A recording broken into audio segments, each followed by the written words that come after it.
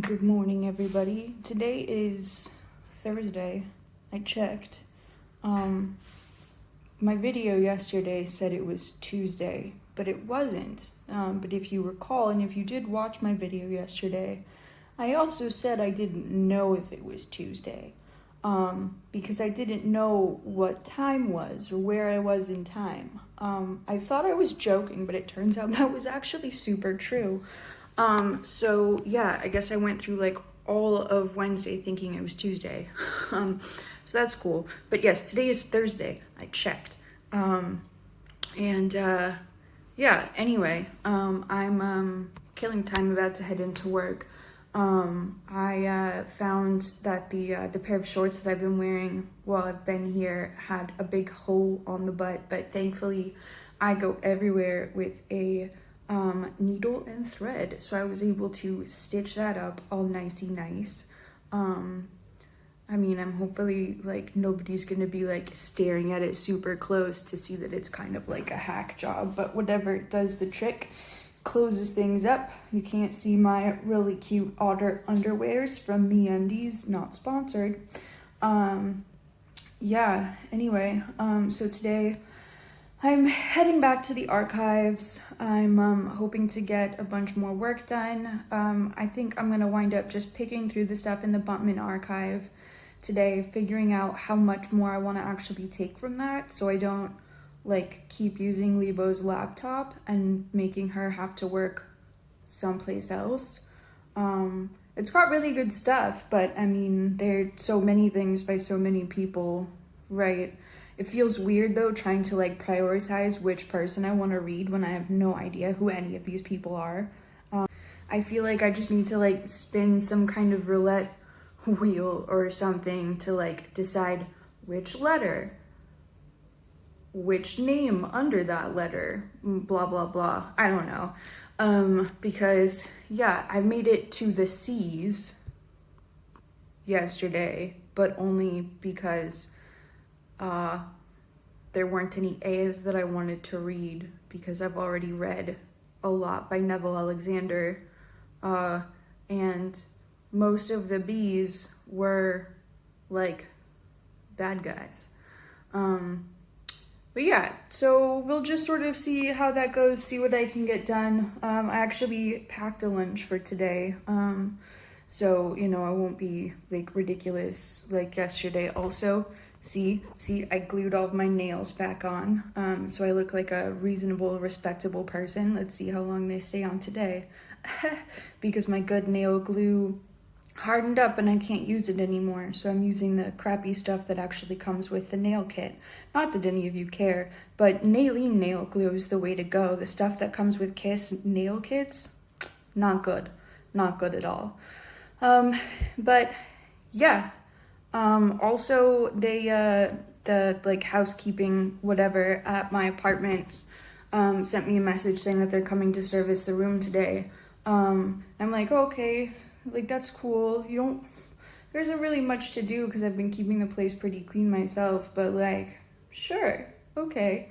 And then they asked me to leave my key with security before I go, so hopefully I can find the security guy before I go, because they're not always like right out front and obvious, and then hopefully I can find them really easily when I get back, so I'm not like wandering around the apartment trying to get into my room so that I can like presumably let my brain melt out through my eyeballs again if today goes the same as yesterday. But yeah, welcome to, again, Thursday. It's Thursday, February 13th. Thursday. I think if I keep repeating that to myself, I'll remember. But yeah, I will talk to you all later, either on my lunch break or when I'm done with work for the day. Drop off your key with security? But where's security? Stare aimlessly into space long enough near your door, manage to catch the maid walking by. Good luck to me.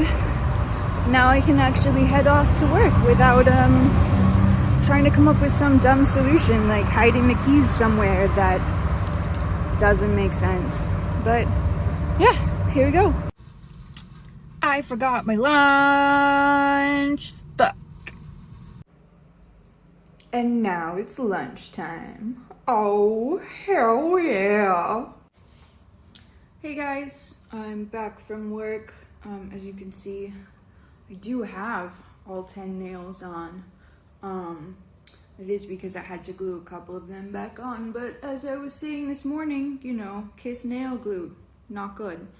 But anyway, yeah, I've had my lunch, which obviously I left at home, but that means I got to enjoy it here on a plate instead of in a bag, you know, which is gonna make cleaning that bag a lot easier because it won't be all like greasy from the dressing. But today was like really productive. Again, it was really great. One of the things I enjoyed reading about today the most was so first of all, like I was saying, you know, this morning, like I don't know how I'm gonna go through and like pick and choose who I'm gonna read. So I decided today, you know, instead of just like working my way from the top down or like randomly skipping around the middle, I did a couple from the top yesterday, Wednesday, because today's Thursday. But yeah, I did a couple from the top yesterday. So I thought, like, let's just skip down to the bottom and then we'll kind of like work my way into the middle, jumping around as I go. So the person who I first read today, Sonny Venkatrathnam. I just sort of like picked him because he was like the last one at the bottom, and like, oh my gosh, I'm so glad I picked him. So there is a book called Reading Shakespeare on Robben Island by Ashwin Desai, and it's an amazing book, like highly recommend. It's not super long, but it's really cool. It's, you know, like a bigger book or whatever, because it's got, you know, some really great pictures and like just the way that it's put together is really cool. So that book focuses on there was a political prisoner at Robben Island who had a copy of the complete works of William Shakespeare, which like they weren't allowed to have, but one day he like fully just lied to one of the warders and was like, oh yeah, that's the Bible, that's my copy of the Bible. And the guy was like, oh well, we shouldn't have this, and gave it to him. So nice work. And then like they wound up covering it with a bunch of like postcards and pictures of different Hindu gods, so they could continue to trick the warders. But anyway, so someone on the island had a copy of the complete works of William Shakespeare, and people would go through and like read it together. Before this person left the island, he asked everyone to go through. So when people left the island and when then he was leaving the island, so he would be seeing them for like potentially the last time, he asked people to go through and like write their name next to a passage or a bit that like really spoke to them, really was meaningful to them. And so some of the like pictures in this book are like, you know, pictures from those bits, and it goes through and it like it talks about you know, the bits that different people had chosen, and it actually does like some brief interviews with some of those people. But anyway, all of this to say, Mr. Venkatrathnam is the person who owned that book. I had no idea. I did not at all remember the name of the person who owned the book, just that it existed, and there's this really awesome book about it. So that was really cool, and I got through like probably like a third of the way through the interview before I realized that. And when I did, I had a little like moment in my head of like, oh my god, and like immediately like bold text, capital letters, he's the one who has the book. But so that was a really like cool serendipitous, you know, like bit from that. the other thing I really appreciated and got excited by reading this person's interview is that he is hypercritical of the ANC, hypercritical of Nelson Mandela and the other leadership of the ANC, as well as being critical of the PAC and the Black Consciousness Movement. But he's hypercritical of the ANC, which I think is really important because like nobody is. Pretty much everything you read is from their perspective. And so some of what he was doing is he was just fully calling them out of like, we actually like the unity movement, which was like unaligned with pretty much everything and sort of like a middle ground between different things. But the unity movement, we're the ones who like actually organized this part of a thing. Like Mandela and a couple of other people were really upset. Excuse me. Were really upset that they had put together this petition for a problem. Actually, put together this, it's a problem that's very relevant actually to what I'm studying. So there was basically early on people were having their right to do their studies and right to get access to reading and writing materials and books and like blah blah blah, having that treated as a privilege instead of something that technically is a right that they're entitled to. So according to many sources that I've been reading, the way that this was gotten back was through hunger strikes, which, you know, that's probably true to some extent. Like, obviously people know whether or not they participated in hunger strikes, but what also happened, that Venkatrathnam goes through and talks about, is that there was actually a petition that was put together by people in his block of the prison, E block, E building, E block, whatever, you know what I mean. Which that was where the people who were convicted under the Terrorism Act were housed. So they got some of the harshest treatment from the guards. But all of this is to say, the people who were there, regardless of party affiliation, all signed this petition saying like, hey, you need to give us these things. We want this, we want this, we want this. We want better food. We want access to, you know, a library, to reading and writing materials, to being able to do our studies, to better treatment, and not just better treatment, but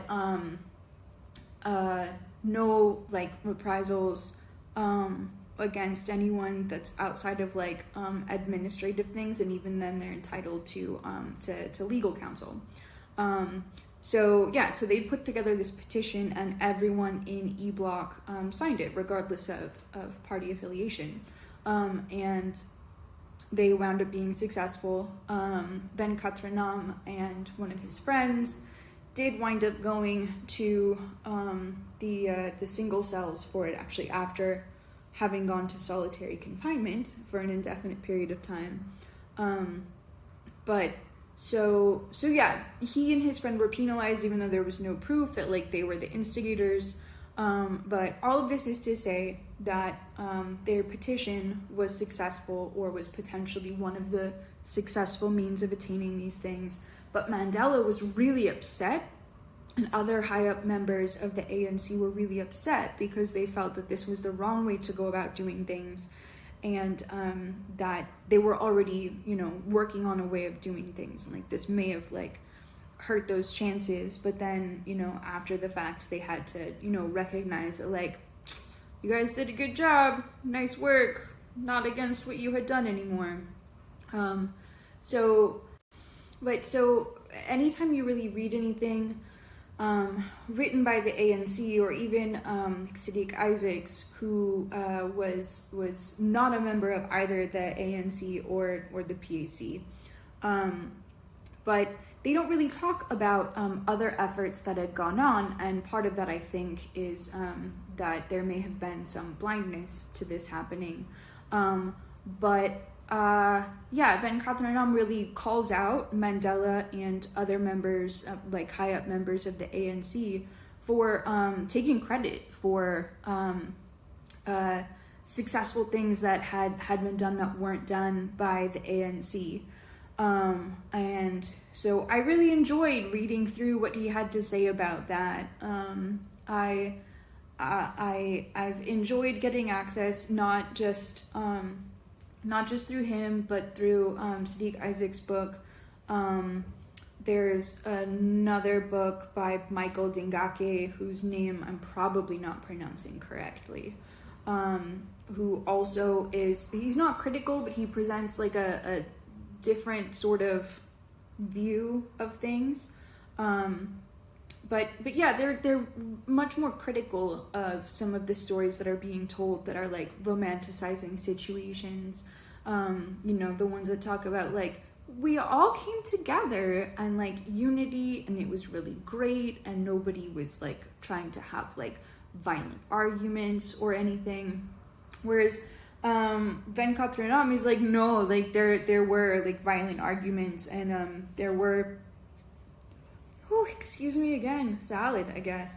But there were like arguments, and there had been a sort of long-standing agreement that you don't get to try to like convert or capture or bring into the fold people coming to the island into your organization. That there were like specific agreements in place about this, but that at a certain point the ANC and the PAC started breaking these agreements, and it led to some violent confrontation. But so yeah, I mean, being a lot more forthright about things like that, and I think like there are definitely there are really clear reasons why people might present things as being much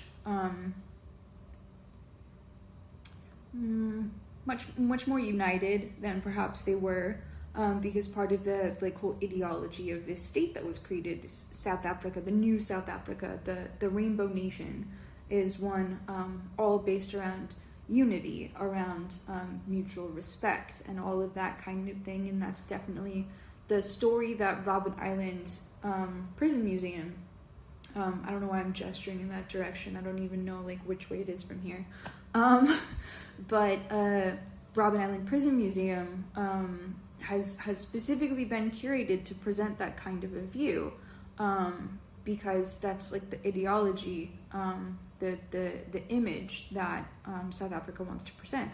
And like, it's a great one, it's a really wonderful one, it's very important, but that when you have these opposing voices, like Venkatrathnam and Isaacs, speaking out about like, well, these things actually were problems and they do continue to be problems, is really important for making any kind of analysis or having any kind of real conversation about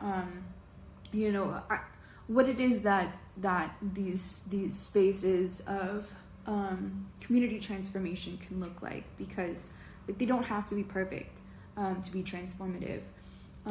We just need to be able to, see through them, see through different perspectives, get different ideas, and to understand, the sort of, I guess, palimpsest that is Robben Island, that is anti-apartheid fight, that is, post-apartheid South Africa, and everything.